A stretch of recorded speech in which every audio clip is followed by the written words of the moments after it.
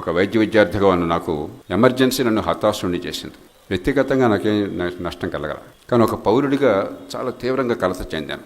అయితే మన దేశంలో మీ కులం ఏమిటో, మీ కుటుంబం ఏమిటో, మీ సంస్థ అంటే తెలియకపోతే ఏం చేయాలో వాళ్ళకి అర్థం కాదు. నాకు కుటుంబం లేదు, కుటుంబ నేపథ్యం లేదు, ఏ సంస్థలో సభ్యుడిని కాదు, కేవలం గొంతెత్తి వ్యతిరేకించాను నిర్మోహమాటంగా ఒక వైద్య విద్యార్థిగా. స్థానికంగా కొన్ని చిన్న సంఘటన జరిగితే దాన్ని వ్యతిరేకించాను. జిల్లా కలెక్టర్ మిగతా వాళ్ళ దగ్గరికి మా వాళ్ళని తీసుకుపోయి గట్టిగా వాదించాను.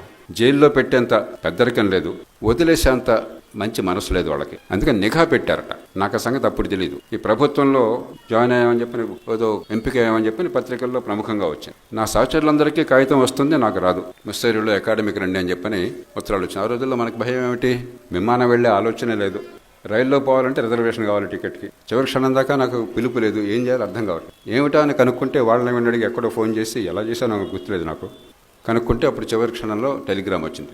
ప్రభుత్వంలో చేరాక నాకు విషయం తెలిసింది. నిఘా పెట్టారు, వీటితో చాలా ప్రమాదకారి అని చెప్పి నిఘా పెట్టారు. పోలీస్ క్లియరెన్స్ ఆలస్యమైందని చెప్పని. ఆ ఎమర్జెన్సీ నేపథ్యంలోనే నా జీవిత గమ్యం మారింది.